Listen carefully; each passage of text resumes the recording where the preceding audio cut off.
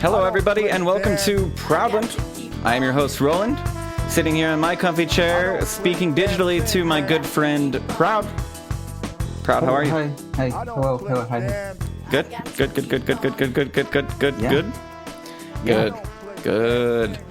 Yeah. Well, we are back at it. A little bit of show news.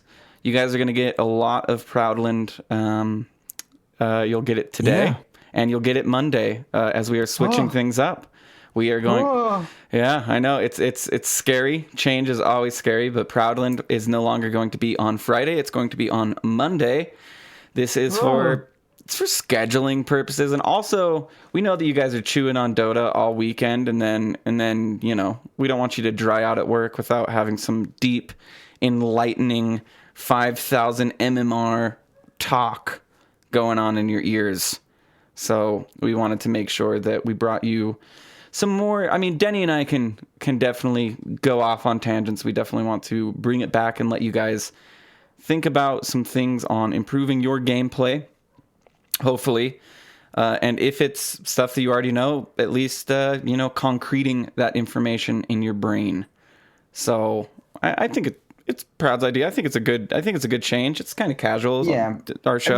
I've noticed that all of my ideas are good ideas. So I kind of had the thought in my head and I said, well, no one's going to do anything right but me. So I might as well just say this. For the most part. It seems like, Casual Friday with Roland and Cyphus. I think that's great. I don't think we'll title it that way, but I think... No, of course not. But this is the theme. Yeah. I think, Denny, he's not good at Dota. So I'm barely even better. Although the practice was, I don't know. I feel like pretty indicative. Never played Jakiro before. Come on, kid. Get out of the kitchen then if you have never played Jakiro. Come on. He did good, though. He did fine. Yeah, he did good. Yeah, he was a good Jakiro. Because Jakiro is a Cyphus hero. Like, that's why I was like, hey, do you play Jakiro? Because the answer is yes. And he said no. And I was like, yeah, you do. And then I picked it, and it worked out. Turns out he does play Jakiro. It was perfect. So I used to compare Jakiro's ice path with, like, a hook or an arrow. Like a Pudge hook or a Mirana arrow. Yeah, it's a bit of a skill shot. Because I was like, for sure. But the thing is just imagine the hook just stays there forever. You know what I mean? Or at least for 5 seconds in the entire line. And so I was like, I bet I'd be so good at Pudge. I bet I'd be so good at Mirana because I land these ice paths from like miles away. But it turns out it's actually a lot harder. And that was back before Mirana had Ags. So Mirana was actually like a skillful hero to play. Took a little more skill at least.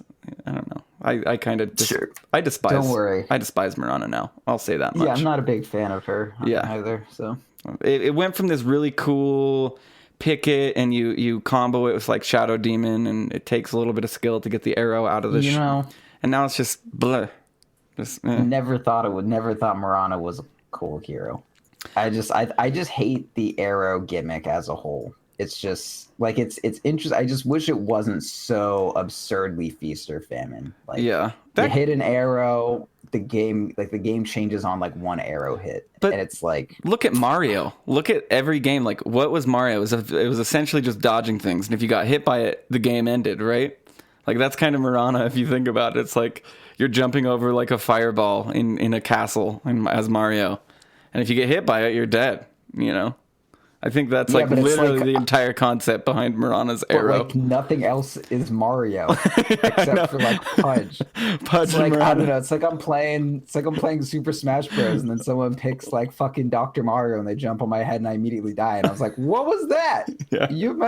You haven't even hit. I'm at 0% and I'm fucking dead. Like, how many fucking times do I have to shine you on Fox to get that effect? No, you just jump on my head. I'm just fucking dead. I'm just gone. It's stupid and I hate it.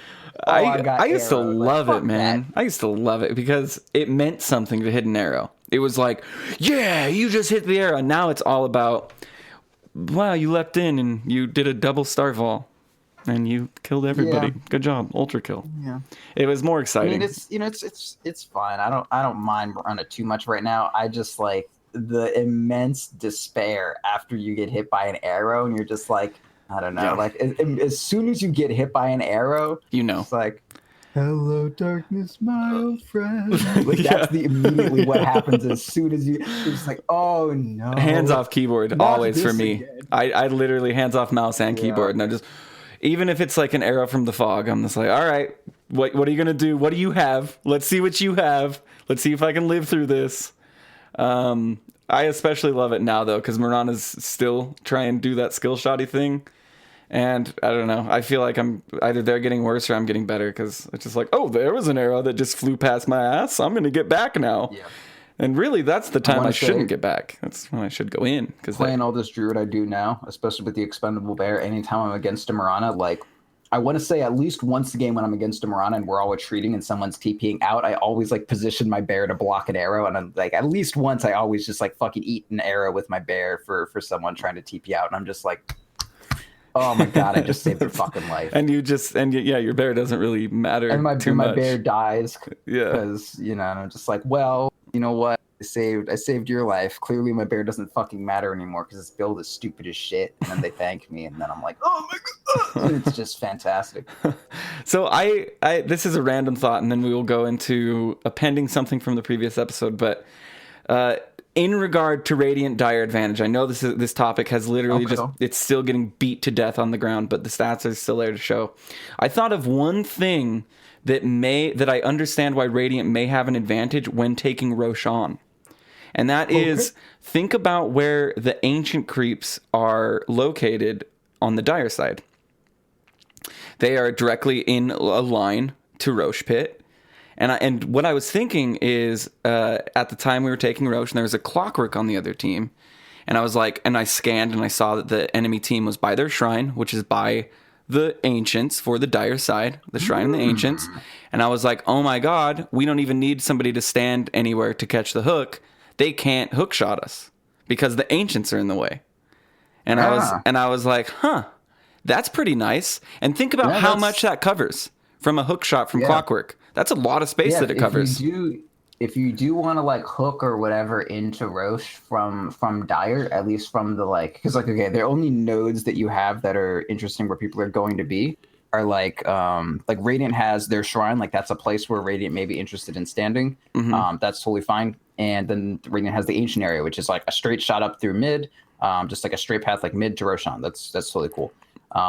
Dire positioning wise, their sanctuary is in the same place that Radiant has this kind of like natural path that leads to Roshan. But they don't have this other sanctuary somewhere or shrine or whatever somewhere else. So like Dire only has one like node that is like even remotely close to Roche. Yep. And that path is like 30. If you want to hook into Roche, you have maybe like 50 degrees of like an arc, and I want to say like 30% of that is covered by the Ancients. Yep. And then that other I want to say another 15% of it is on the low ground where Radiant can see it if they're standing on like the Ancients. Mm-hmm. And then maybe 10% of that is like kind of on the stairs, which is you just block it with one unit. Yeah. So that's pretty wild. I didn't really think of that. The only time you'd ever think about it is if you're nervous taking a Roche and you know that a Clockwork wants to hook in and try and steal the Aegis. Yeah, that's cool. And so I was just standing there and I was like, and I immediately was like, Underlord, go block the hook, and was like, wait, we're good. Never mind. And thought, the Black Dragon's got that. Yeah, it was like, whatever. I mean, they have to kill their ancient creeps, then sit there and then hook in. Anyway, just the thought that I had, because constantly thinking about this Radiant versus Dire advantage, and how they plan on fixing it, because it's no secret. They look at their own API. They look at their stats. Valve. Yeah, I mean, if you look at any of the map changes, I mean, a lot of it was to curb the Dire advantage, just because in pros it was so severe. With just Roche in general, but now it's just full on it is overblown. I know, blown out. No question, dude. I've been playing so much Fire Emblem Heroes today. That's Fire Emblem game for the phone. Yeah, I've seen. Well, what is that? We can talk about that for a sec. We have time. Yeah, dude, I love Fire Emblem. I don't know what Fire it is. Fire Emblem is it's like a tactical. Did you ever play Final Fantasy Tactics? No, but I know okay, so it's basically. What about Advanced Wars? Advanced Warfare? No, I didn't play that. Wars. That's Call of Duty. I don't touch any of those. Advanced Wars is a Game Boy Advance like tactical like chess game basically. Anyway, Fire Emblem is like it's medieval. You have a bunch of little heroes. It's like a storyline. You move them around on a grid. You have like ranged units and melee units, and they level up and they get skills and shit.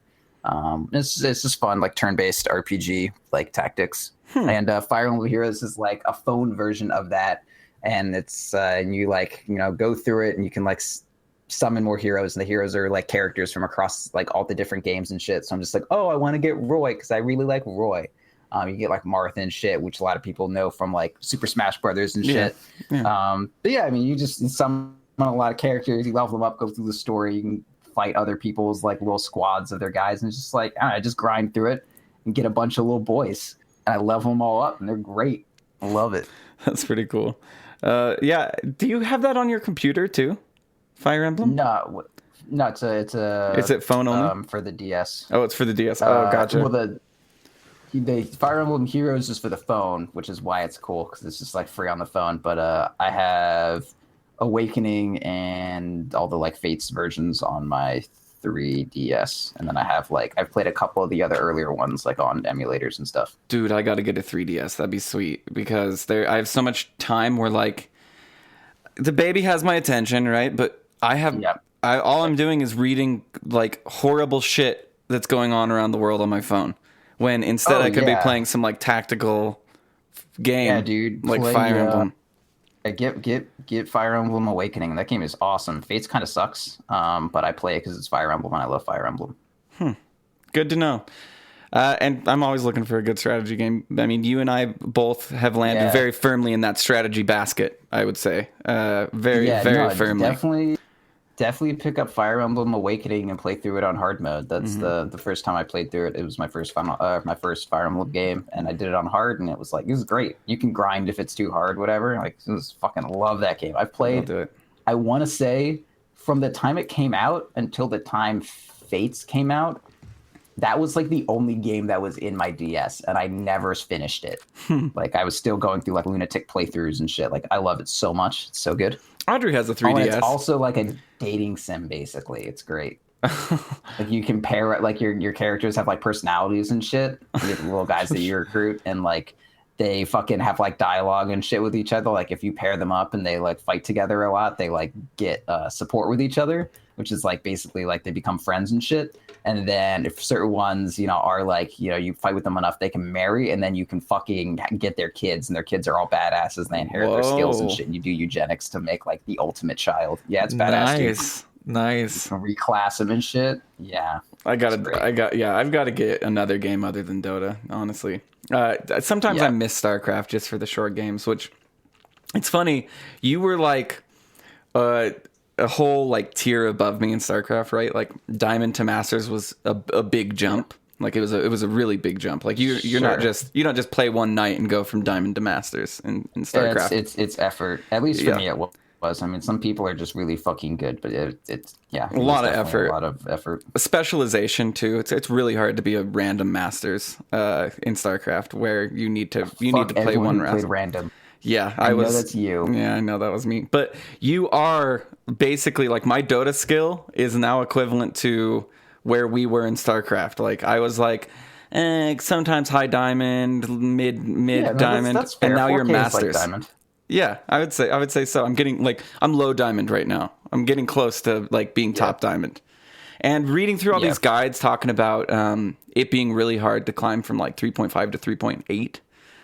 Just because you're starting to get into the different brackets and you're starting to deal with people that know how to do things that you're not used to. It's definitely been throwing me for a fucking loop, but it is fun. Dota's never been better.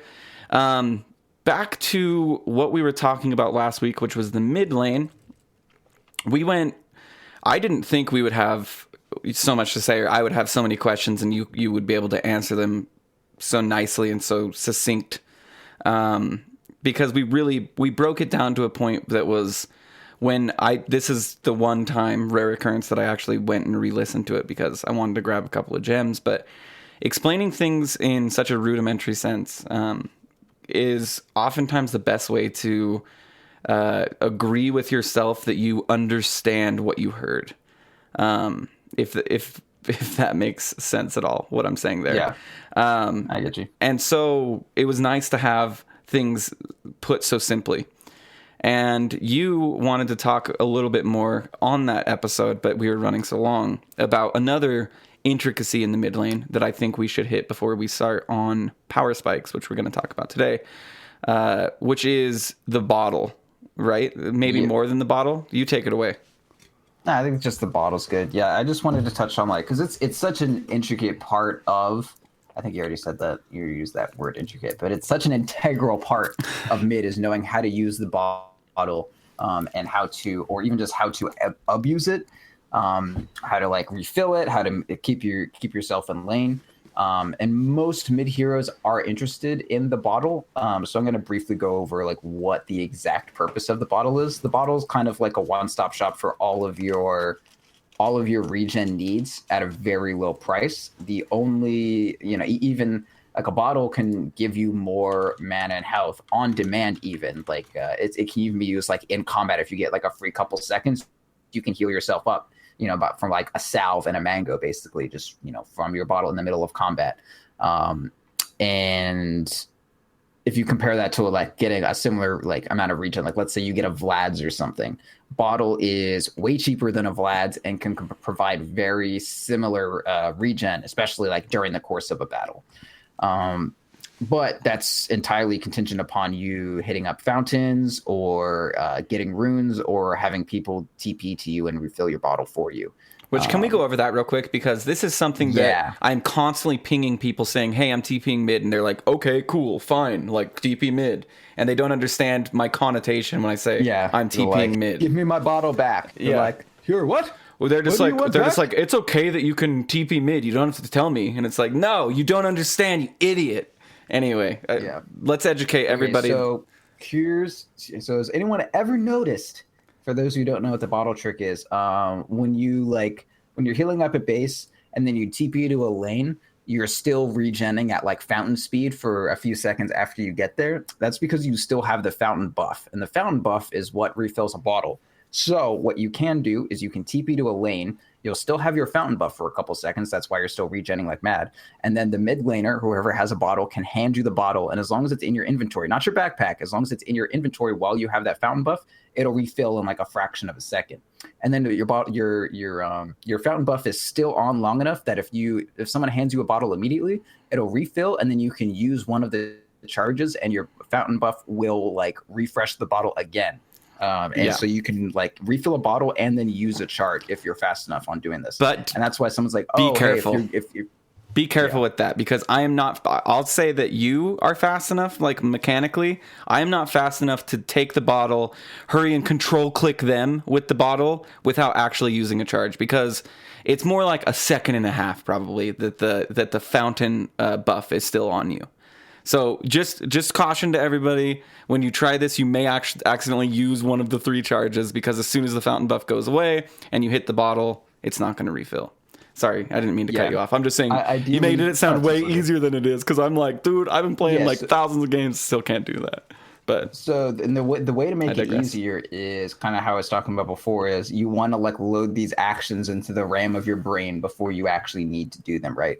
So you're like, okay, I'm going to TP mid. I have 2.5 seconds. I port there, and then I say, okay, where's my empty slot going to be? It's going to be here. If you don't have an empty slot, put your TP in your backpack real quick, or do anything like that. You have all the time in the world to figure out how you're going to do this. You go to base. They say, okay, TP here, and you make sure you're going to have a clear slot. TP there while you're TPing, like find the button that the bottle is going to get into, hold control in advance, no reason not to, and then you land, the bottle is there, you hit the keybind that you already know where it's going to be at, or if you don't have keybinds, get keybinds and then just click in the meantime. But as you already have control held, and then you just click on the person who just like gave you the bottle. And it can be super, super smooth. All you have to do is say, okay, this is the thing that I'm going to do. That's good. What are the buttons I need to press to make that happen? And then like cue that up in your brain, and as soon as it happens, you fucking go through your algorithm you just made for yourself. That's actually great advice, because I mean, just saying that I'm going to pick up the bottle and heal them isn't preparing yourself like, okay, I need to press control, even though I don't have the bottle in my inventory now. I will in 3 seconds.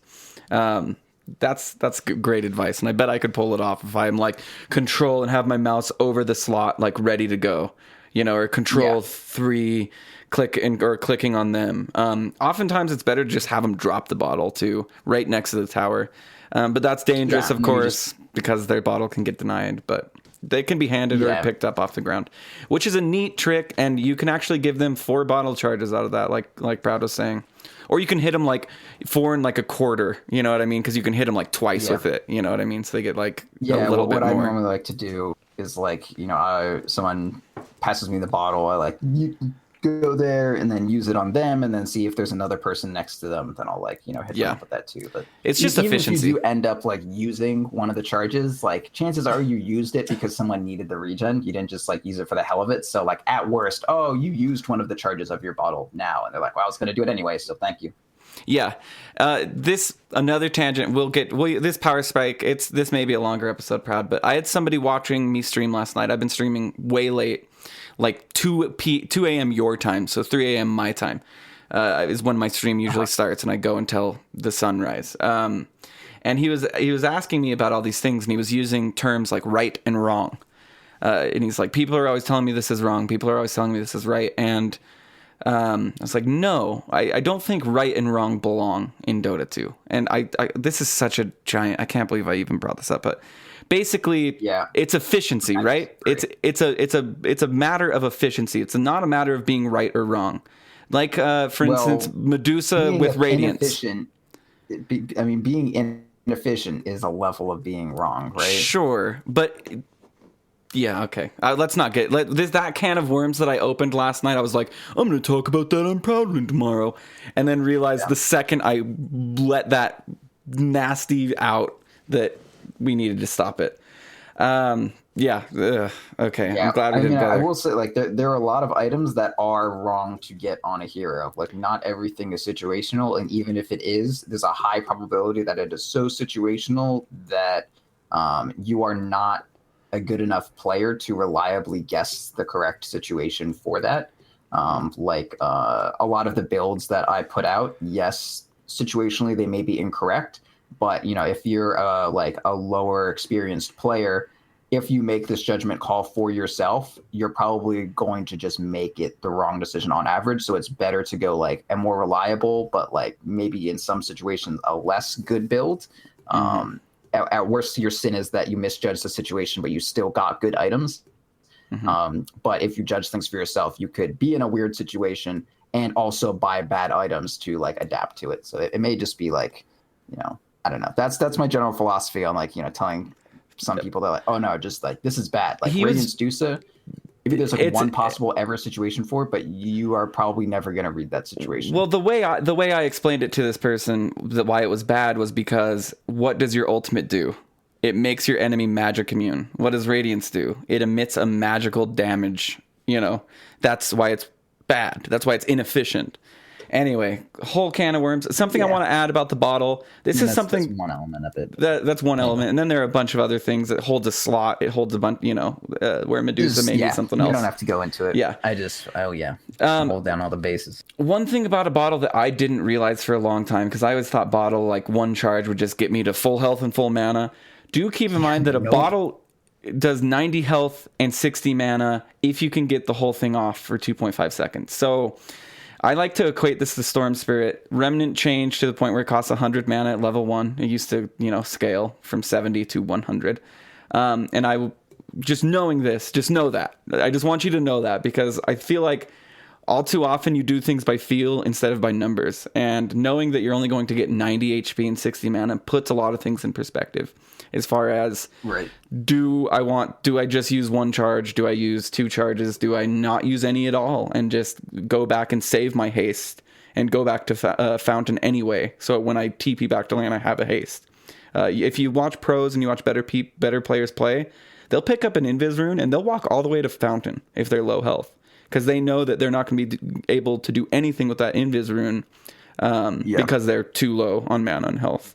So keeping that in mind, you can use the Invis rune and get 1 bottle charge, but like that, and then you're fighting with an empty bottle, like, so it's just not ideal. Like Like, if you use your bottle to get you to full health and full mana, the fact of the matter is, if you take any damage, that damage is going to stay there forever. So Yeah. it's not great. It's not great to just be sitting on an empty bottle or whatever. Exactly. Like, if you use your bottle up to heal you, like, then you don't have a bottle. You're done. You have no regen left. It's more of a supplementary thing more than it is this is going to be my, like, you compared it with Vlad's, and I like the comparison that it is much cheaper and it is renewable, but Vlad's it's like renewable like oil, right? Like there's only so much bottle charges, but with Vlad's, like, it's like clean energy, right? Like you'll always have regen with Vladimir's. Like there's a little bit of a distinction to be made there, but now to get to the meat of the discussion, Proud got a question from who, or had somebody wanted to touch on this? Lack whistle or latch whistle, however you want to say it. LACH. LACH. I say lack whistle. My last name ends in CH and makes a K sound, so it's German. That's what I'd say, like lack whistle. Yeah, lack whistle. But like latch would be LATCH. Yeah. But like LACH, I'm pretty sure that's lack, like the Loch Ness monster. That's not that. But anyway. Yeah. I think it's LOCHNESS. Anyway, power spikes on here. I think it is LOCHNESS. I'm gonna look this up. I was big on monsters for a while, dude. I wanted to know if Loch Ness existed. Oh yeah, LOCH. Yeah, I was just saying it's not LACH, and I was like, pretty sure it's not LACH. Yeah. Yeah. So LO. This is something that everybody is something that everybody feels that plays Dota. I don't care what your MMR is. Everybody feels it, but they can't necessarily quantify it until maybe you're a better player. And that is when your hero is strong and when your hero is not strong. If somebody would have told me this when I first started playing, it would have been hard to understand, because, how could there be a game that is fair and balanced when not all heroes are created equally, basically? I came into Dota, I was under the realization that every hero is as strong as every other hero. And so words like carry and support didn't immediately resonate with me, because I was like, well, it's a hero versus another hero. We're all heroes here. It doesn't matter. And then you start to get into tool set, and you start to realize, as you get better as a player, the delineation between what makes a carry, and Proud and I have gotten into this, and what makes a support. Basically, their toolkits, and Proud use the example of just pretend you're just a creep, and then we're just throwing skills onto you. I mean, what is the fundamental difference between you and a creep? And we got into that. But now we're going to take that tool set of all those heroes, and we're going to try and make it digestible with 10 examples, 2 from each position 1 through 5. I'll briefly explain position 1 through 5. Some people don't understand this is gold priority, and gold priority often goes hand in hand with lane. 1 position safe lane, 2 position mid, 3 position off lane, 4 position support, 5 position support. Anyway, knowing when your hero is strong is a good thing to know. For a very long time, I would play a mid whatever, and just, I'm doing so good right now, and then we'd lose, and it would make no sense. I think actually my best example would be Broodmother, where how are we losing this game? For the first 20 minutes, I stomped. This is stupid. I was 15-0, and now I'm 15-16. What the fuck happened? And if you can in that moment in the game understand, right now I am strong. Let's take advantage of that. Right now I'm weak. Let's be aware of that. And so, Proud, let's start out with our position 1 picks. First and foremost, Luna, an extremely popular hero. The most popular hero probably right now in 7.01.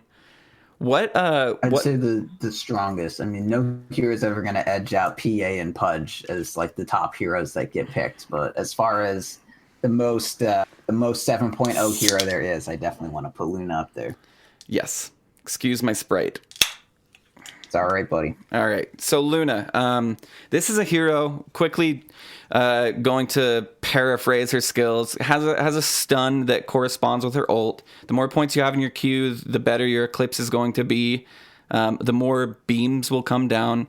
Your W is glaives. They bounce off targets, doing diminishing damage. E just gives you straight up damage to your hero. It's to an you, aura. Yeah, to you and your allies. Yeah. Yep. And then ult is a number of beams that will randomly hit any enemy target or neutral target. So if you're by neutral creeps, enemies, whatever, it will randomly decide what it hits based on the level your first ability is on. And that's Luna. That's what makes her different from a creep, a ranged creep. But when Luna is strong is important to understand. Proud, please take it away. I've seen you kick ass on this hero. So this hero is stupid broken, and it's absurdly strong. So similarly, it has several power spikes. And kind of what makes a hero strong is, I guess, the severity of these power spikes and how all the power spikes hit in a meta. Just because a hero itself has several power spikes, the power spike isn't to imply a certain level of strength. It's just a level in strength in comparison to its other levels of, I guess, its levels of weakness, I would say. Luna doesn't really ever have specific points of weakness, but there definitely are times where she gets stronger. Like all carries, she scales well with farm, but early on, that's not exactly a factor. The main early power spike is just when she has Lunar Blessing and she's around other heroes. If you're trialing with Luna and everyone has plus 14 damage, you are very powerful at that moment. That's why if you're trilaning with Luna, it's oftentimes very easy to zone out an enemy offlaner at level 1 before a lot of skill points are put into it. If your entire tri-lane has like 64 damage, you're going to be able to zone out a Tidehunter. So that's like first power spike is, okay, we all have I have this skill Lunar Blessing, and it's very strong when I have 3 people around me. So like the way you identify that is, okay, I have a skill and it gets way better the more people there are around me. I can do that. Therefore, Lunar Blessing is going to be very strong. Like I'm going to have a power spike with Lunar Blessing. After that, I wouldn't say she has too many powers, like too strong as far as like real power spikes until she hits level 7. Level 6 is pretty good because you have your ult and that gives level 3 Lucent Beams because you are maxing Lucent Beam. Which does drop, 225 damage up to 5 times on, individual targets and shit. So you can drop 5 beams on 1 unit with level 1 ulti. So that is an absurd amount of damage if the situation is correct. But once you hit level 7 is when you have 300 damage Lucent Beams coming down. That's 5 beams as soon as you press R, and they all do a shit ton of damage. Plus, you're gonna have time for 1 Lucent Beam yourself. So that's like one of her main early power spikes is when you have that Eclipse. And for most heroes, you get a power spike when the ultimate comes. And Luna's is somewhat unique in that her ultimate it's kind of like a team fight, like very high damage ultimate skill on a carry, which is somewhat unique. You have most heroes that have ultimates like Lifestealer, yes, and Fest Bomb is good, but it's only like, compare 100, 100 some damage, like 150, I think it is when he pops out, to 5 instances of 300 damage. Like that's a pretty big fucking difference, right? Oh, absolutely. Big. But I think the reason why Eclipse does so much damage is because you're rewarded for taking advantage of such a difficult situation, or a difficult situation to find yourself in. Like I was saying earlier with Luna, the beams don't favor an enemy hero. It's random. So you need the best way to use Eclipse being when somebody is alone, it's just you and them. You're in a 1v1 situation and you hit your ult. That means every beam will go on them. Or it's just you and the enemy heroes, right? Like either one is, either one's all right. Exactly. But I think that's why Eclipse is balanced in such a way, is because it's hard, to find yourself alone with enemies. Usually there are creeps nearby. Usually there is something nearby that will disrupt it. And also losing vision of them means that you will not hit them with the ult. She has a lot of self synergy around that too, right? Like Moonglaves is really good at clearing out creeps. So like, you pop your man to get a lot of auto attacks out, and then you Eclipse after, the field has been cleared of units. And then also your Lunar Blessing gives you night vision to deal with the vision thing. Mm-hmm. So like even in that, like once you have a bunch of points of Moonglaves and you do a lot of physical damage, like that's your own kind of power spike of now you can take full advantage of Eclipse without worrying about there being a bunch of creeps, as long as you're getting some glaive bounces going out. So she has a decent power spike when her ulti is up and when she's able to like utilize it. and then the rest of her power spikes just kind of come through item timings. Helm of the Dominator, Aquila, Dragonlance, those aren't so much items that like really give you like a strong timing. Those items just give you like a base to become strong off of. It's really once you get your Manta that you have like a nice timing, and then once you get your BKB and Butterfly, those are kind of like the real timings. And you could say, oh, okay, so like as soon as I get my Manta, I'm just in fucking timing town. And that's not exactly true. Your timings are very dependent upon, okay, so like there's two dimensions to timings.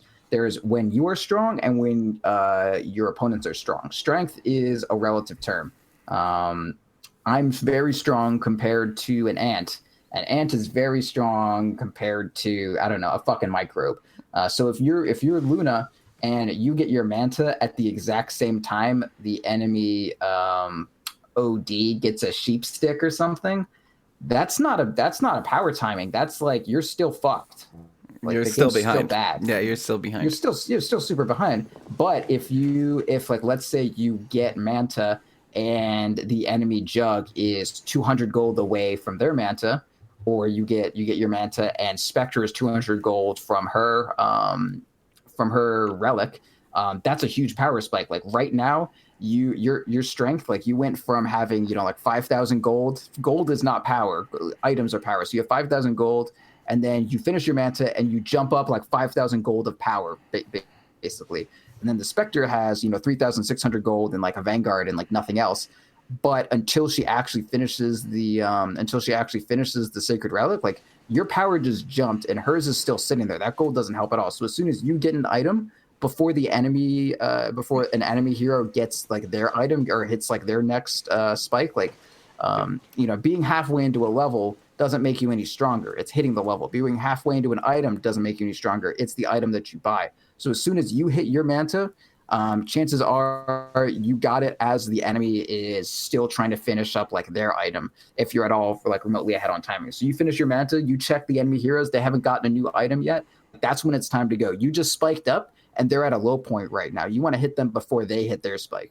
Yeah. And I think, so you mentioned BKB and Butterfly in specific, and some may ask, well, why in the hell would BKB? I was a BKB disbeliever for a very long time. I was like, if I'm just good enough to dodge it all. Yeah, I don't even know what that is. Yeah, it's kind of I don't know. I'm weird about like drums and BKB because it's like, oh man, every time I use it, I'm losing net worth. I'm eating net worth to a certain degree, and it's kind of just like a stinginess, I guess you could say. I feel you. Of being I hate BKB as much as the next person, but the reason BKB is so great with Luna, and the reason it helps with the power spike, from my understanding, is you're not able to get disabled, meaning you're able to throw out more right clicks that are bouncing on people exponentially, right? The more times you attack, the more bounces there are going to be, the more damage you're going to do. The longer you're stunned, the less bounces there's going to be, the less right clicks there's going to be. It's not even necessarily about how long you stay alive. It's more so about how many hits you can get out, which directly coincides with how long you stay alive. But if you look at like also like Eclipse and her kind of low attack range, like this is a hero that wants to be in the middle of a bunch of bullshit, right? Like you don't want to be sniper out on the sides of the map. You want to. This is kind of like one of the few reasons that I do like Ags on this hero, is it allows you to position way more defensively. But unless you have Ags, like when you press R, you want to be in the middle of like 5 motherfuckers. And for Moonclaves, like you want to be near several heroes so that or at least you want the hero that you're hitting to be near several heroes. That way your Glaives bounce all up on everybody. And that requires you to be in the middle of shit, which means you're going to get hit by a lot of shit. So as soon as you get the BKB, that's when you can like, you don't have to give a shit about how dangerous your positioning is. You just pop it and you fucking go off. So it's like incredibly good synergy with Luna's kit, and how she just wants to be somewhere where the Glaives are bouncing, and she wants her Eclipse to be going, and she wants to be somewhere where she can give all of her allies Lunar Blessing, which is a minor thing in comparison to the rest once you're hitting the later game. But I mean, it's still a thing to think about. Yeah. So I think if we have everything summarized into one, it would be Glaives, Eclipse, and items relative to your opponent with Luna.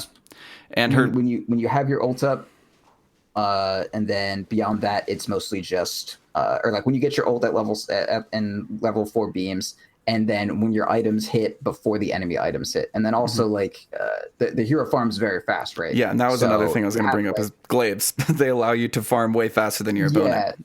Yeah. So it's not so much like a fighting power spike, but it is a tool that allows you to hit to your next power spike. Like you get like level 1 you get lunar blessing, level 2 and 3 2 points of lucent beam, level 4 you hold your point so you don't push the wave, and then once you hit like level 7 then you skill up your point in Moonglaive from that talent point or the skill point that you held, and level 8 you get a second point in Moonglaive, and then you're at like a farming power spike, kind of like as soon as Anti-Mage gets his Battle Fury, and that's a farming power spike. Same thing with Luna, she hits 8 and she can finally skill up the Moonglaives and not have it, not worry about pushing the lane and all that business. Absolutely. Okay, let's move on to kind of a different example for position 1, which would be Spectre, that was brought up in comparison to Luna, but is definitely way different than Luna. So level 1 Spectre, what is the difference with a Spectre level 1 to a Luna level 1? Spectre level 1, not ranged, melee, very low damage, doesn't have, this like aura that helps her team out, and contributes only a minor slow. Almost level 1 Spectre gives you almost nothing. So Spectre, like the way you deal with that is you have to play defensively and like a power and numbers kind of deal, and only like try to farm and not be too aggressive. Once you get level 2 on Spectre, though, you can get that Desolate going on, which gives you 20 pure damage. So there are specific situations where you do have like a kind of like you have a strong niche in that you're like, if you're just hitting an isolated target with teammates, like you can do a lot of damage. And then once you have like a second point in Spectral Dagger, you have a relatively decent slow, and you can kind of go from there and be like relatively strong. But for the most part, Spectre doesn't really have any power spikes until way later on in the game, but she does have like situations. Desolate hitting individual targets, kind of like intermittent enemies are. It's almost like Morse code with Spectre's power spikes. It's like, okay, haunts off cooldown, they're low. It's like situations will present themselves. You need to take advantage of them when they present themselves. Whereas Luna can kind of force herself into it. If you wanted to say anything like what is Spectre's power spike, her power spike is that she can help, or she can like turn a 2v1 into a 3v1. Like she can win, or she can make more momentum where it already exists. Like she augments your team's power spikes. Like if your co-op is going crazy, just hit level 7, and she wants to do a Screaming Pain ulti, and your Spectre is 6, your Spectre can ult and haunt in and like make sure that kill happens, right? But Spectre herself doesn't have a lot of power spikes. So but what you do with these heroes that don't have power spikes, but like your team is spiking at that point, that's when you want to try to like ride on their coattails, right? And that's what Spectre is great at. Spectre is not a great fighting hero, but if fights are happening, Spectre is great to have, which is a kind of weird thing to say. Like she doesn't create the situations. Like if a fight is happening and my carry is farming by themselves, I would rather it be a Spectre than a Luna, because the Spectre, as soon as the fight's going well, can press R and like reap all the rewards of that fight. But a Luna is just going to be like, well, gonna wait for this camp to respawn. Hope that fight's going well. Exactly. It's the global mobility of Spectre and being able to, and I think I'm gonna go ahead and guess that Spectre's win rate climbs as MMR does as well, because I don't think so. Really, she's one of those heroes that, like, I don't know. The strength of Spectre is that once you hit late game, even if you just sit there and don't do anything, the enemies will kill themselves as they hit you. Like, Spectre is the most idiot-proof carry. I love her to death.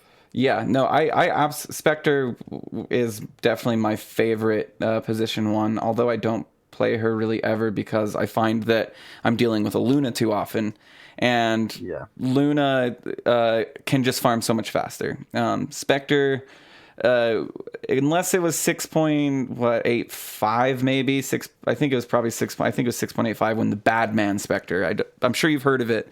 If you don't know what it is a Spectre that relied heavily on cheap items, drums of endurance, urn of shadows, phase boots, poor man's shield, and this was a Spectre that could fight early, could participate earlier, but that Spectre has long since disappeared.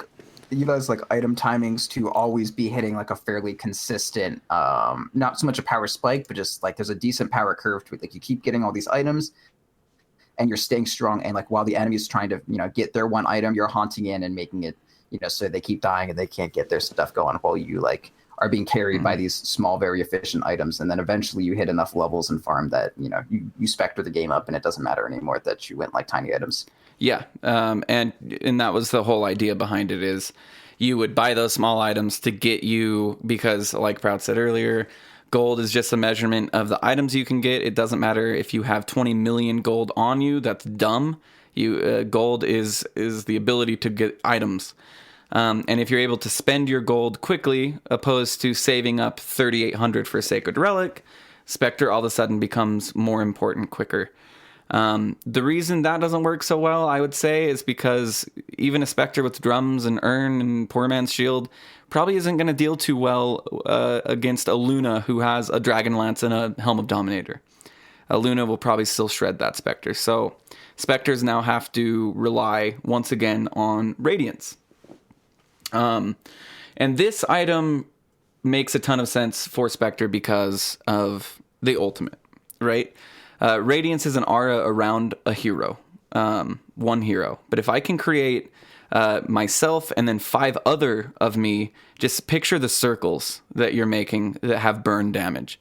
All of a sudden, maybe 2% of the map has 50 Radiance burn damage or 55 Radiance burn damage. And then that goes up to maybe 10% of the map is being affected by 55 burn damage for that short amount of time.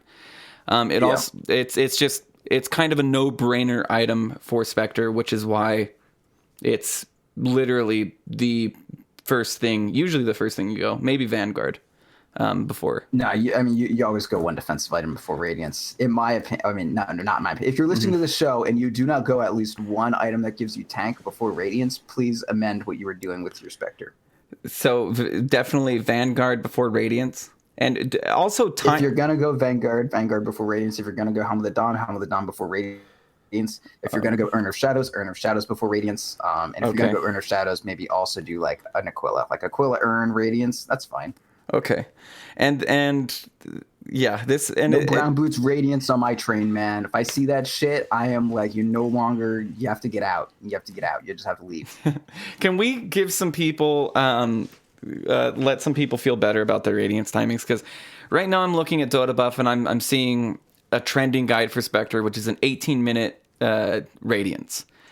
25-minute Radiance is fine. Yeah, don't feel bad about a 25-minute Radiance, but do understand that when you're walking around and gold is falling out of your pockets because you're carrying so much that early, you need to play accordingly. You need to play as though you have as much gold as you have. And death, you gotta play sucks. Like a rich boy walking through bandit country.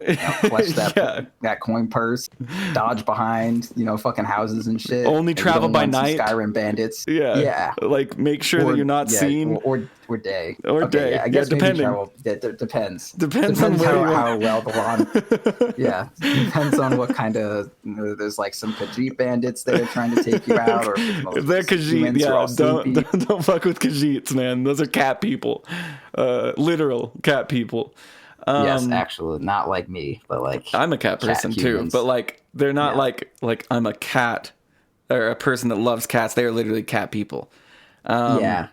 So I'm actually fairly. You're pretty close. You're pretty close to a Khajiit. I was gonna say you're agile. The way you're agile. I brought it up to Sam, and Sam's like, "I'm not that short. I'm basically the same size as Proud." And I was like, "Well, I feel like we need to say a couple of things about Proud and compare them to you. Proud's way more agile for one. Proud can jump higher than I am tall. Okay." Proud can scale a building. Hella high. Yeah, like I feel like that doesn't put him in the same category. So let's not go ahead and make those sweeping comparisons. Anyway, I'm a cat. So I'm a fucking cat. Another mistake I see on Spectre all the time, and this is a mistake I made for a very long time before. Does this have anything to do with power spikes? Yes, it does. It has to do with dispersion. Okay. And Spectre leveling up and getting more health points. So dispersion reflects damage based on how much damage or based on how much health you have. So level 1 dispersion is going to... no. Isn't it? Damage done to Spectre is reflected on her enemies, leaving her unharmed. The effect lessens with distance. So yeah, that doesn't have a lot to do with how much health she has. Just any damage that she takes is reflected blade mail style as a percentage. yeah, around her. exactly. And you're going to regen throughout things. You're going to eat cheese or something like that. Who knows what the situation. So yeah, putting it that way is dumb. But so she's reflecting damage blade mail style all the time. I used to max dispersion early on, but when you have 640 health, and say your effective HP is 1,000, and I have 4 points in dispersion, I'm only doing 200 health if somebody or 200 damage if somebody takes me from 1,000 to 0 in 1 second, and is standing right next to me. I'm only doing 200 damage. So well, it's a little more than that. Dispersion is dispersion is literally reflected, as in like you do not take, like you only take 78% damage, and the enemies take 22%. I did not know that. Like a fourth. I did not know that. It's actually really good. It's actually dispersed. 98% sure. Yeah, it's not like. So you take less damage. So it's basically upping your EHP and making them take more damage because you have more EHP from the skill itself.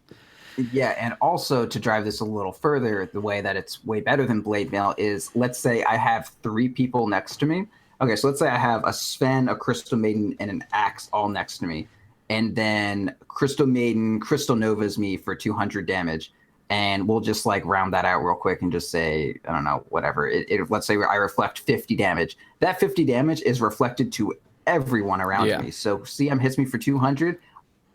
It's reduced down to like 150. And then I do 50 damage to 3 different people. So basically that was an even health trade. An even health trade, for her using her spell. Assuming they're all right next to me. As soon as they get further away from Spectre, they take more damage. But like that's why Spectre wants to be in the middle of several people. Because every point of damage Spectre takes is given to everyone around her. So, which is what makes if her. There's 4 people around you, you will do exactly as much damage as you take to the enemies. Yes, which is what makes her the late game. Which is what makes her the late game queen that she is. By getting Scotty, by getting. She has good good strength and agi gain. Agi getting you pretty good strength gain. And getting a heart on her is good. Getting all sorts of things, and so you'll find yourself up against a late game Spectre and not understanding like what the hell happened. This squishy ass weak hero is all of a sudden unkillable, and that is the power spike with Spectre. I feel like Spectre sees it at level 6, and then once again like very late into the game. Would you agree? Yeah. So. Yeah, no, I think that makes sense. Like you get your power spike when you have Haunt, and then you just kind of scale with how tanky you are. And Radiance helps you farm a shit ton and also helps you a ton of damage. It's not too useful being tanky if they have no reason to focus you. I need to cough real quick. That's okay. Thank you. Push to talk. What a fucking technology. Yeah, I was like, wow, this is silent. Yeah, no. But yeah, so for Spectre, it's like you don't want to have what's known as the Centaur effect, and this was before Centaur was really good, but it was just like before he had Stampede and all that. He was just really tanky and really fucking strong. But what if you just like didn't care and didn't attack him and then killed his entire team and then killed him, and then that's Spectre. If you don't have like a Radiance or a Diffusal or something, so you want enough offense to be like a Spectre that's going to kill a motherfucker, a Spectre that makes them want to attack you to get value out of your dispersion. There's no point in just being, a dispersion bot if you're not getting any use out of it. So Spectre's power spikes are 1. Once Spectre is strong enough, she has like a kind of farming power spike when you get certain items like Radiance or Diffusal. And then she has an actual like winning the game power spike is once you get whatever your damage item is plus your first survivability item, which is when you become like they need to deal with you, but you're tanky enough that they can't deal with you.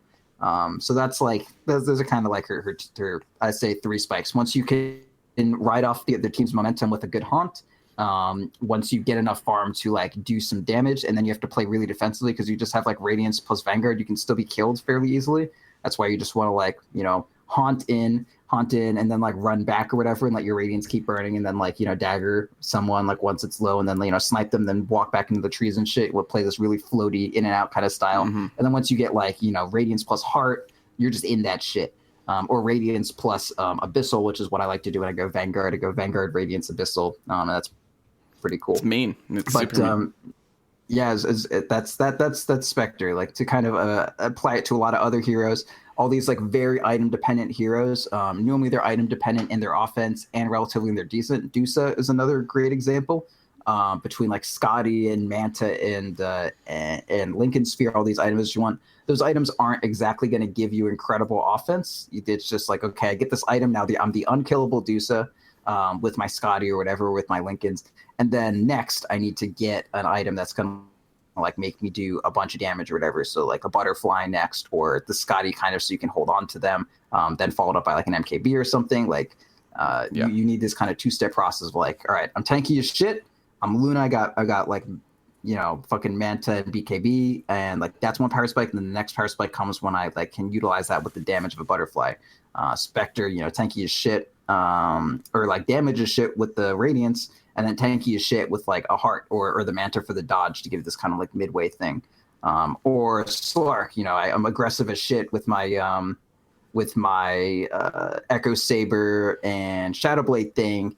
And I can do like hella damage. Now I need like a defensive item to stay in there, whether it be like finishing out my Silver Edge for some additional health, or getting like a Scotty so I'm tanky, or going Abyssal so I'm like decently tanky and also have some more lockdown, like that kind of thing. Like you need to kind of balance the aggressive and the defensive item on these harder carries. But like most heroes have like some kind of early power spike in their ultimate and their skills.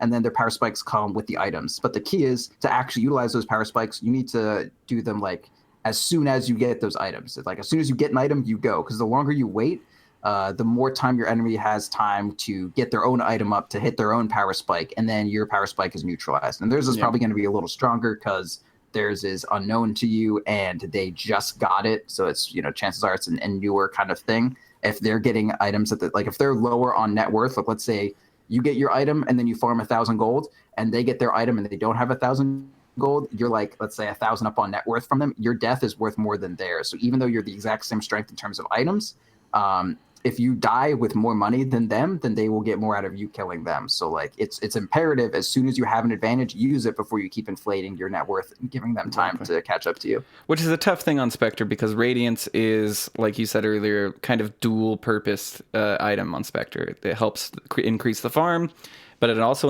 it helps increase the fight as well. So that's why Spectre's kind of a tough hero to play. It's not a hero I would suggest picking up as your first hero to play, because you get punished in the laning phase, and then you either get your Radiance or you never do and you lose, is kind of how it feels. Or you get your Radiance and then you never get anything else and you lose. And you have like your Radiance, but you just die every 2 seconds. So it doesn't matter. It's really fun to win with Spectre, but we're gonna let's go to off laner because I want to hit like. So I want to do this as two parts because we're seeing as laner support. Let's go to a support. We're gonna do position 5, and then come Monday we will fill in the gap on position 2, position 3, position 4. And we'll let you guys know the heroes so you can be thinking about them in advance, seeing as these shows are going to be so close to each other for the first time. It won't be this way. We won't be doing Friday and Monday from here on out, but we're going to do it this way for now. Position 5. Even though I'm sure that's what everyone wants. It's what's going to happen. Position 5, we have Rubick. You said is an example that you definitely wanted.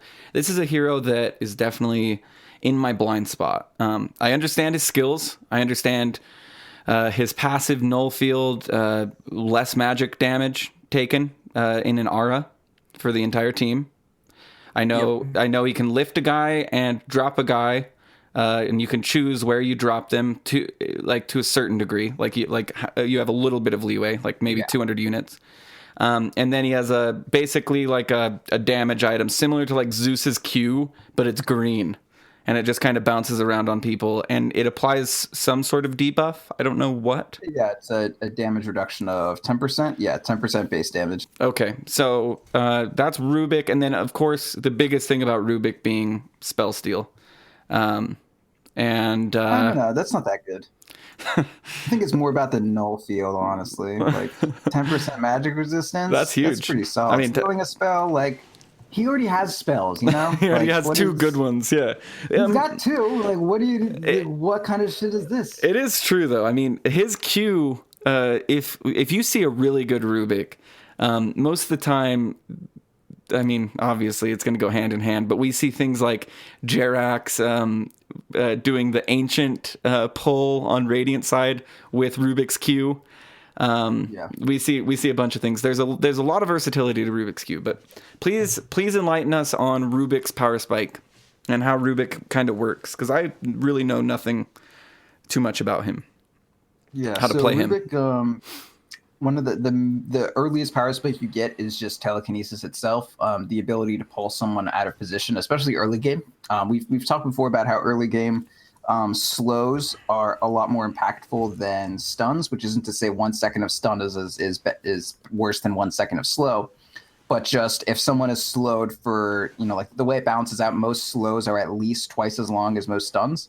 And in the early game, everyone's right clicks are like extremely impactful, and almost no one has a way to get out of a slow. So if you have like, and that goes double. So that's just to say time that people spend walking is more important, because moving someone back the entire distance that they just walked is the equivalence of having them 50% slowed for that duration, right?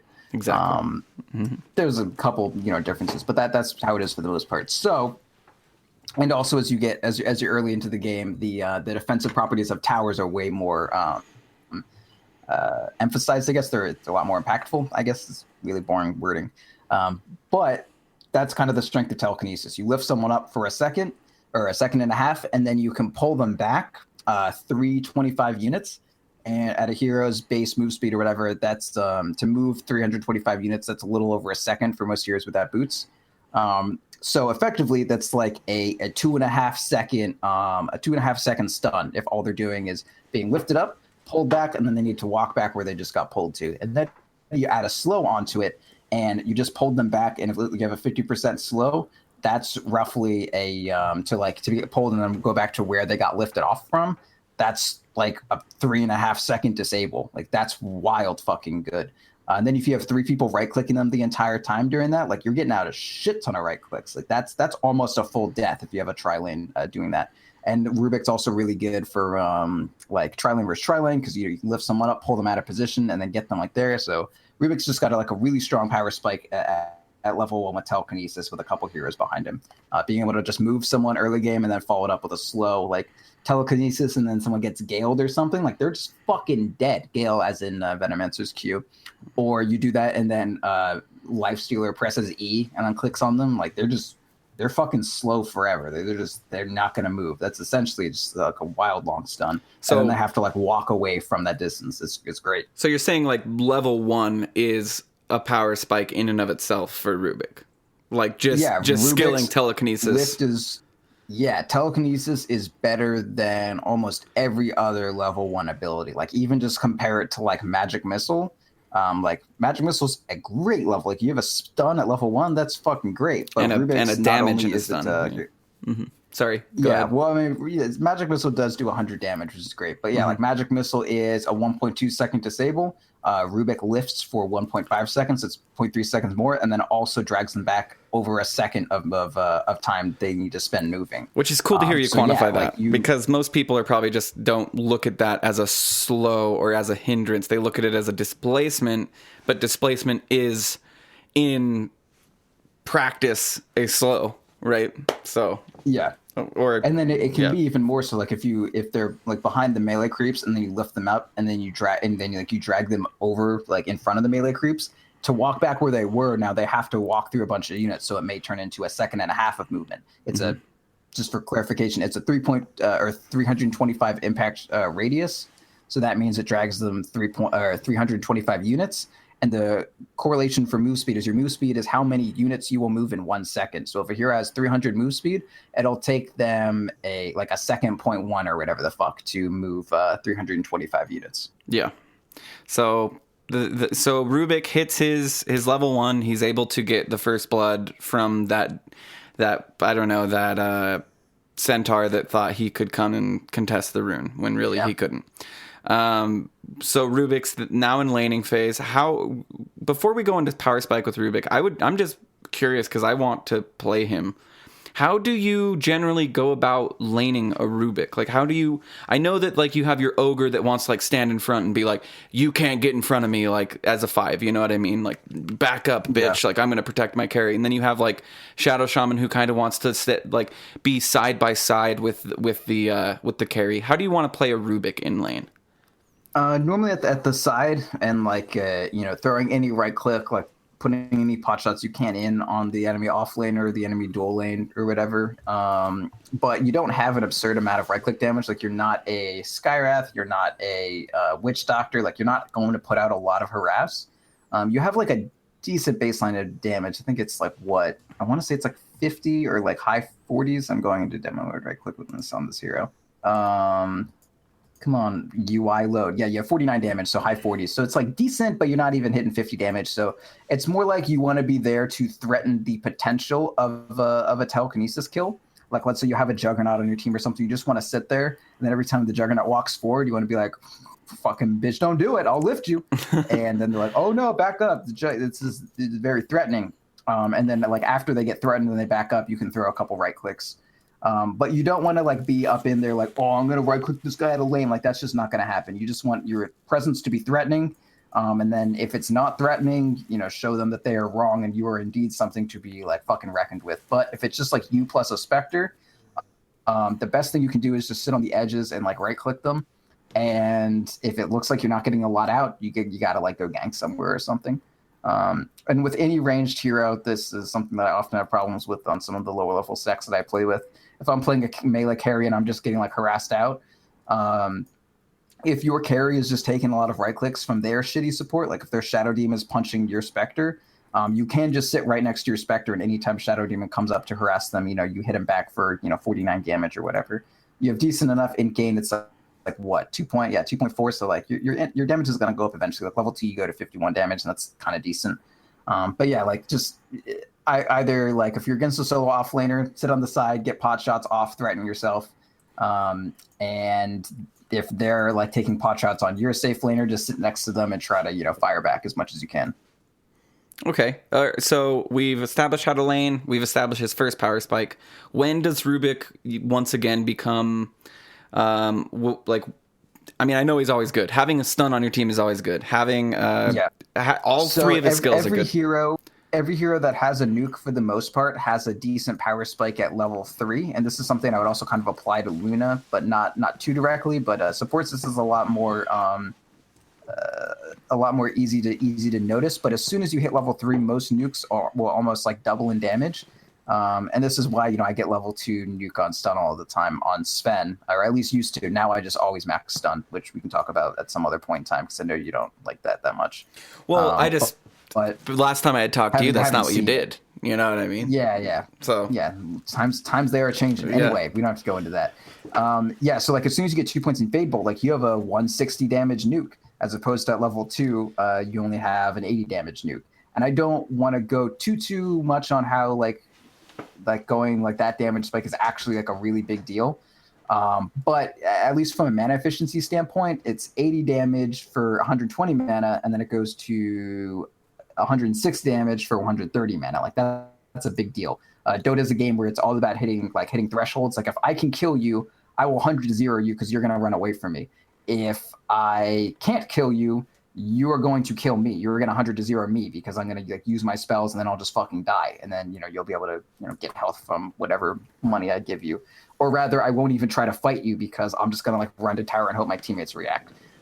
As soon as you get that second point in nuke, your damage potential goes up so high on Rubick. Same thing with Luna with Lucent Beam. As soon as I get level 3 and I have full mana, I'm going to drop a Lucent Beam just to get my mana regen going and all that, and get something out of it. So most supports, as soon as you hit 3 and you get your second point in Fade Bolt or your second point in your magic damage nuke, that's something of a power spike. When you're a low level support, you need to take your spikes where you can get them. Similarly, level 5 isn't too bad of a power spike because then you have 3 points, you have 240 damage, almost like a full-fledged nuke. But the main power spike for Rubick comes when you hit level 6, right? You have Spell Steal. And the main principle of that, not only is it your ultimate, but how strong this ability is at low levels, is we just identified, oh man, you have 2 points, 3 points in your Fade Bolt. That's a power spike. So like obviously having a bunch of like a well leveled up skill is a power spike. So let's say I'm playing Rubick and then I hit level 6 and there's an enemy lion there and that lion uses Earth Spike and then I steal that. Yeah. And let's say the Earth Spike was level 3. So now I have a 1-point telekinesis, which is very strong, a 3-point Fade Bolt, and I also have a 3-point Earth Spike. And then 20 seconds later, I can steal a different spell. So basically, like, spell steal allows you to just have way more skill points. You are stealing someone else's high level ability, where most heroes, they're only allowed one well leveled ability at level 5, and then maybe a good ultimate or maybe a bad ultimate. Rubick is allowed probably in a fight. I want to say you'll probably get 3 well leveled up abilities, and then maybe one of those will be an ultimate instead.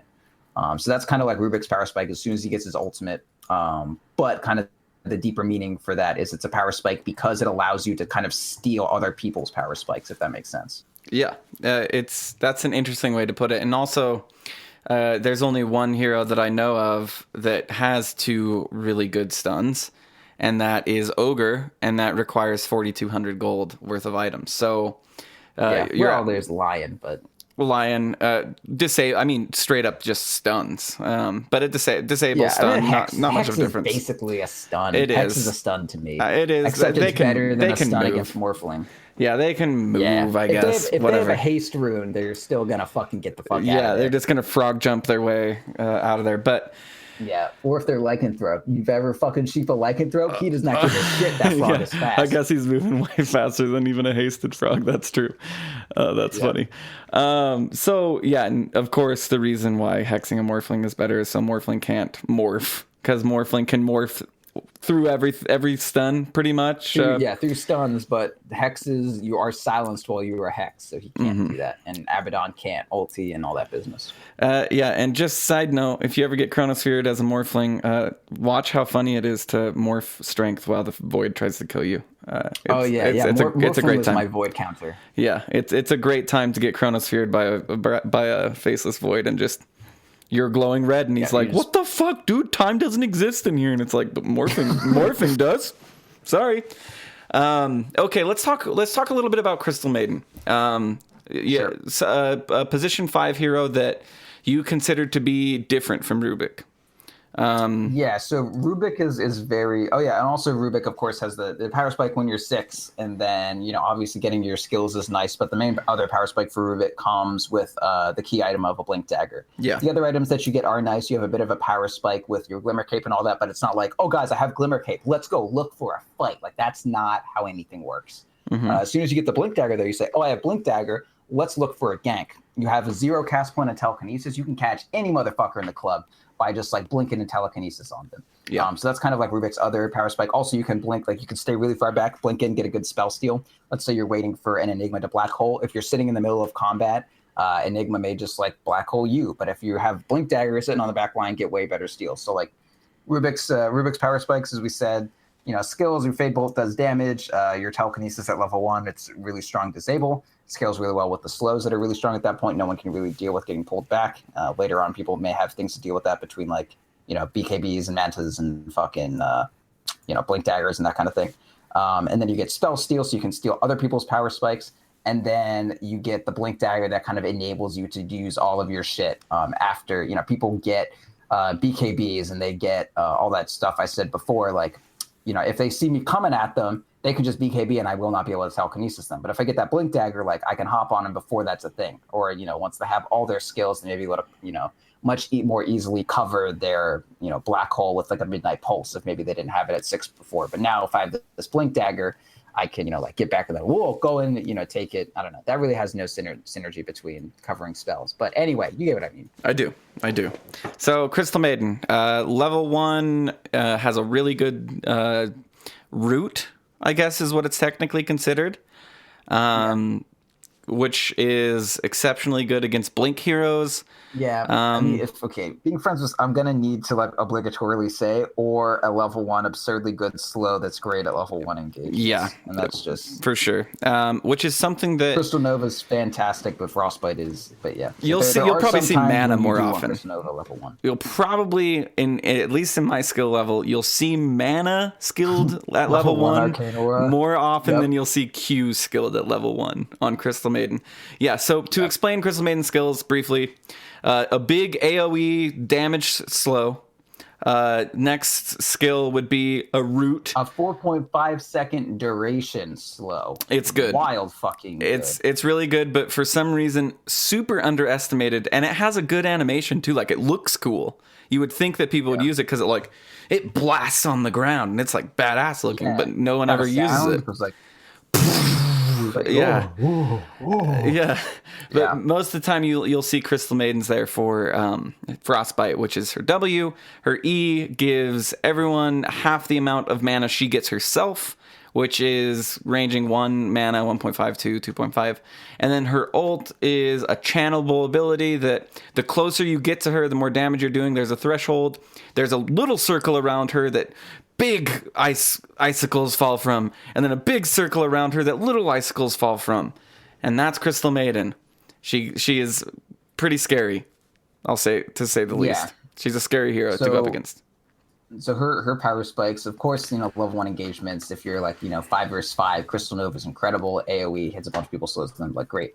But that's a situation that's not going to come up too much. It's mostly just going to be, oh, hey, I'm, like level 1 and I want to jungle because that's what I like to do. I like to I have a kind of a farming power spike with Frostbite. Almost no other support in the game can clear a hard camp at level 1 while not completely ruining their ability to contribute to the game. So Crystal Maiden, first power spike, you have Frostbite. Kill a hard camp because of the property of Frostbite being a 10-second duration on creeps, whereas it's like a 1.5-second duration on heroes at level 1.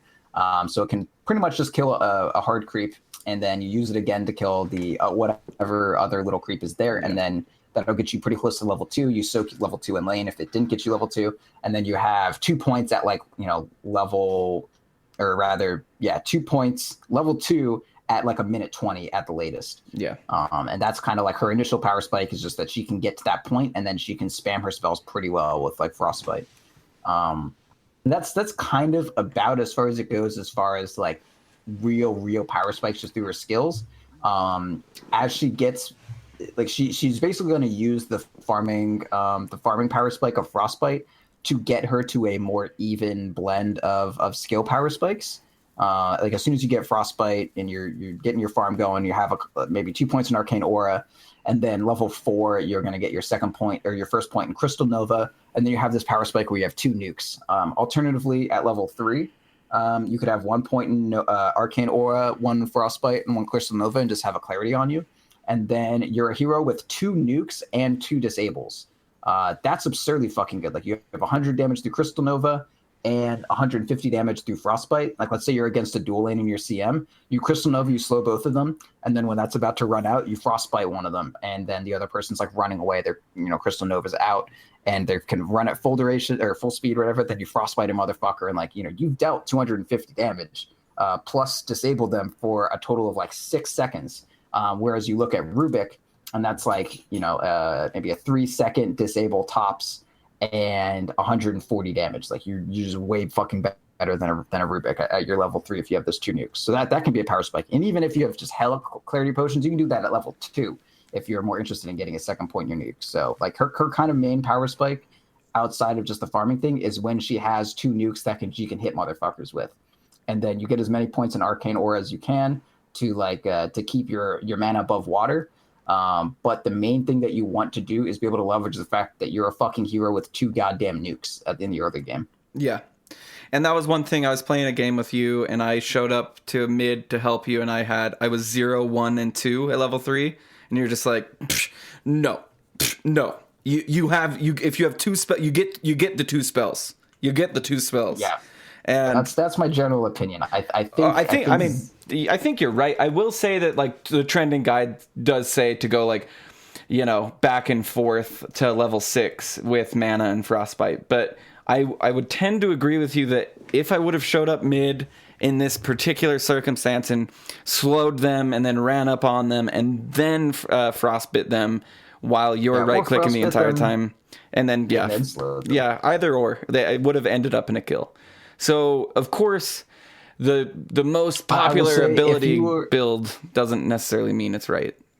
If you were just going to farm WEE, Frostbite 2 Arcane Aura is fine, but if you have any interest in killing at all, like a second point Arcane Aura gives you 1 self mana regen for, however long until, you hit level 4 when you would have got that point anyways. And it gives your team 0.5. 0.5 mana regen is not going to change a lot. You're going to level up pretty soon anyways because you're CM. It doesn't really hurt to have a clarity on you and have 2 fucking nukes instead of... It's doubly as good as what you just said, but that's your point is not lost. But it's no. It's 0.5 for your allies and 1 for you. No, I'm looking. It's ally 1, so it goes 2, 3, 4, 8. No, I'm saying putting the extra point in it, like at level 3. Oh yeah, sorry. Yes, you're absolutely right. It's a 0.5 increase, but starts out as 1. Yeah. No, sorry. Continue. Yeah, so like it's definitely a good value point. The first point in it gives you 2 mana regen. The second point gives you 50% of what the first point gave you. Mm-hmm. But yeah, like if you are at all interested, I guarantee you that second point that first point in Crystal Nova is going to do more than a second point Arcane Aura. And if your issue is, oh no, my mana regen, get a Clarity Potion. It's not going to break because a troll hits you in the middle of jungling anymore. Get a fucking Clarity Potion. It's a really, really goddamn good item. They have never been better. Trust me. Never been better. Clarities and salves. Literally never been better. Shit. They're literally top tier. That's my opinion on CM Power Spikes. It's like you can be a hero and have 2 nukes. Like, can you name another hero that has like 2 good nukes? At level 2 with 2 good nukes. Kind of Skywrath at level 1. Skywrath, like if you have Q and W, that's like kind of decent, but like Skywrath is known for his nuking power. Those are 2 nukes and only one of them has a slow attached to it. And I mean, the second nuke only does 60 damage. So that's not even that's like half as good as Crystal Nova. Like the only what other hero has like 2 nukes? I guess, and that also vengeful, I guess, because you can scream. But Ghost, whatever it's called. But that's a fourth the duration of the disable. Wave of Terror comes close magic to Missile, Frostbite. Yeah, no, it's Frostbite Crystal Nova, 250 damage at level 2 plus 6 seconds of disable. Nothing compares to that. No, even at level 3. And that's I'm totally cool with getting Arcane Aura level 2. Like if you just jungle your way to level 2 and then jungle your way to level 3, like that's totally fine. But I think you get a lot out of just having a clarity and then like ganking at level 3. Unless you just want to farm, which there may be the correct situation for that. That's totally cool. Like you can totally do that, but don't try to gank until you have Crystal Nova. Like just don't do it. Because Frostbite can, it only lasts so long. Even at level 4? How long does this thing last? 3 seconds. 3 seconds. But the main thing with Frostbite is like Frostbite and Crystal Nova both. This is mostly for Frostbite, but as you get more points in it, not only does the duration go up, but the cooldown goes down 6 seconds. You can just play off of each other. That critical mass point. Yeah. So you have a 50%. So like when you go, so like level 4 Frostbite has a 50% uptime. Half the time they are in Frostbite. A little bit longer because of your cast point, but it's mostly 47% of the time they are frostbitten. But like early on, it's like what is this uptime like?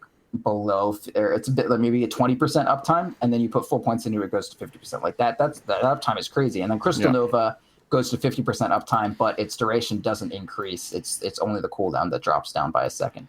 So that's why I like Frostbite level 4 way more, because like if they're frostbitten for half just half the time, like that's really good. But Crystal Nova doesn't get quite as like severe. Crystal Nova's already, it starts out at like it's up like 40% of the time already. So going from 40% to 50%, not too great. Frostbite going from like 20% to 50% uptime, incredible good scaling. Yeah.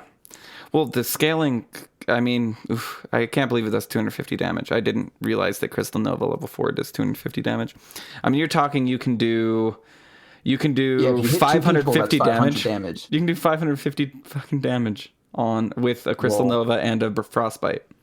on Crystal If Maiden. you just hit one target. Crystal Nova's main thing, like, so Skrunk really likes multiple points in Crystal Nova early game, especially because more points in Frostbite, like, as far as just farming is concerned, doesn't really help you. Because, like, the damage per second doesn't go up, it's just the duration. But on creeps, the duration is 10 seconds the whole way through, right? Yeah. But if you have more, like, every point you get in Crystal Nova adds 50 damage.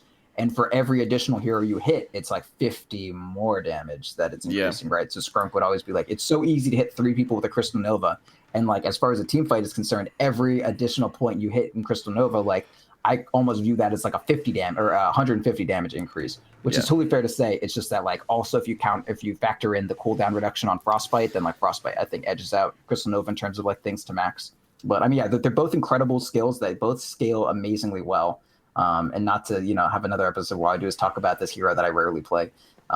That's why one of Crystal Maiden's main power spikes is once you have either once you acquire both these points and once you have them both decently leveled. Like, they're both very, very strong, especially early game. Like, once people have Manta styles and BKBs, like, you can BKB out of a Frostbite, can't BKB out of a fucking Venge stun. Like, if that hits you, you are stunned. You don't BKB out of that. You can BKB out of a Frostbite. You can spin out of it. You can Rage out of it. You can Dark Pact out of it. You can Ember Spirit, activate Remnant out of it. You can do a lot of shit out of it. But early game, motherfuckers can't do shit about your Frostbite Crystal Nova combo. So that's kind of one of her other power spikes. And then also, Freezing Field is an incredible skill. But moreover, it's once you have, like, Freezing Field plus Glimmer Cape, that's when it becomes like, yes, they can have True Sight and deal with you. But the fact of the matter is, most people they don't have True Sight in advance. It's kind of like once you pop it off, then you use it and they're like, okay, I guess we need True Sight now. And then even if they do have it in advance, like, the fact of the matter is they're devoting a lot of attention and resources to a Crystal Maiden, which is still a net plus. Like, if they buy Dust to kill your Slark, like, that's a worthwhile investment. If they buy Dust just to interrupt your Freezing Field after you've already gotten your Frostbite and your Crystal Nova out, like, that's kind of a net even. They just, like, avoided catastrophe. They didn't do a great, service to themselves there. Yeah, no, I couldn't agree more. Okay, so Monday, Proudland will be airing yet again and be staying on Monday for the third time I've said this on the show, just so everybody isn't too frightened by it. On Monday, we are going to go over Position 2, Position 3, and Position 4. We're going to be going over, specifically in Position 2, Ember and OD. Position 3, Underlord and Tidehunter. And Position 4, Slardar and Pudge. I'm sure we will have no problem filling an entire show just talking about those 6 heroes. I want to thank everybody for listening to Proudland. It is because of you guys listening to it that we have decided that it's important that we put it on Monday so that you guys can get, I don't know, a little more of a Dota-y experience, because Dota is so complex and this show can get pretty complex because Proud has a cool brain. I love the RAM idea. I'm going to say that again. I know you've said it multiple times on multiple shows, but, like, loading in actions while you have downtime. I'm going to remind you that is actually something that I want to implement into my game, and probably wouldn't hurt if you implemented it into yours. It's just a cool way to be able to quantify an action you're about to take. Thank you so much for listening to Defense of the Patients. I'm not going to kill you with plugs. I'm just going to say patreon.com/Defense of the Patients. We are above $250, so everybody who has been a patron will get 2 episodes a month from us here at Defense of the Patients. We just barely hit it, so we haven't figured out who's going to be on the shows. It might be all of us, all 4 of us. It might not be. We haven't figured it out, so just stay tuned for that. And thank you so much for donating there. Also, thank you so much for leaving your iTunes reviews. Monday, we will read them all once they populate. They've been coming in like crazy. iTunes, Defense of the Patients. Monday, which is when you're listening to the next Proudland, we'll plug that then. But join discord.gg/.p. You can get a lot of cool announcements. There's a lot of cool people in there. Last I checked, there were like 250 people online at any time. If not more, and these are all people that are like, hey, we need one more for a stack, and you're going to get friendly people. So it's a great community to join. Yep. I suggest you do so. Thank you so much for listening to Proudland. I want to say more shit. Okay. So also I want to add in, if you have like opinions about the level of complexity that happens on this show, like it's important that we know our audience, right? And we recently tried to dial it back a little bit and get a little more to the basics, which I think is good. But if you are listening and you think the last few episodes have been like boring for you, or if you really appreciate us going a lot more to like the fundamentals of it and being like very clear on these more like core aspects of the game, like I am very interested in hearing that. Like, dude, this topic on power spikes is a topic that Roland had an idea for, but also like someone just messaged me on Discord and was like, hey, talk about this. And I was like, that's a fucking great idea. God bless you, son. And, not that was kind of condescending way to say things, but yeah, I mean, that was amazing suggestion. It was a great fucking idea. Right? It really talking is for an hour and 20 minutes. Hour and a half. Like any feedback. Yeah. Shut up. Okay. Oh, there's a review that's so funny that I'm going to read Monday. That is so funny. It summarizes all four of us. And your summary is fucking hilarious. Is all I've got to say. Oh God. It's from Shrek. Well, it's from Shrek 2 on DVD. You know him. Wait, didn't we already read that one? No, we read Betamax. Betamax. This one is creme de la creme. Okay. So Proud, you go ahead and close the show. I don't know how to do it. I'm sick of closing shows. Give us those responses. You can just message me on Discord, which we said how to join. Message me on Twitter. I don't give a shit. I want to make a show that people are energized to listen to, and you want to give the people what they want, right? Absolutely. Anyway, this has been Proudland. You all are the light of my life, and I wouldn't be here without you and Roland, and you know what? Even Arsenity a little bit. Yeah. Look at that boy. I like Sam. Mostly Cyphus, though. And all of you. Okay, goodbye. Thank you. Goodbye.